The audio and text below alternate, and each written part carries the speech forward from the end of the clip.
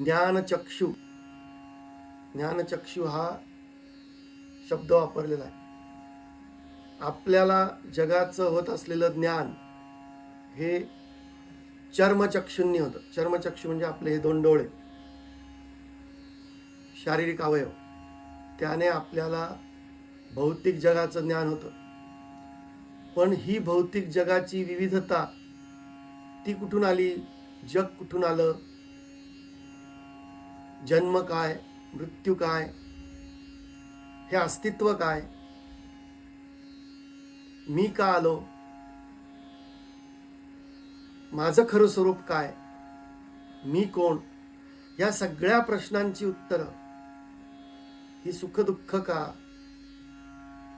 मला का दुःख भोगावं लागतं, मी खरा आनंद काय, खरं सुख काय, या सगळ्या प्रश्नांची उत्तरं ज्या ज्ञानाने मिळतात आणि ज्या ज्ञान चक्षुंनी, ज्ञानाचा डोळा हा चर्मचक्षूंप्रमाणे स्थूल अवयव नाही, तर तो तुमच्या चिंतनातून, मनन चिंतन अधिध्यास या सगळ्या प्रक्रियेतून आलेलं ते ज्ञान आहे.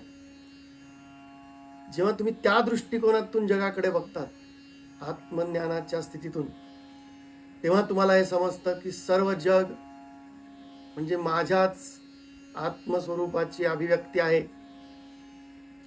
मी आणि हे जग आपण वेगवेगळे नाही. यातील सर्व वस्तू, व्यक्ती, सर्व स्थिती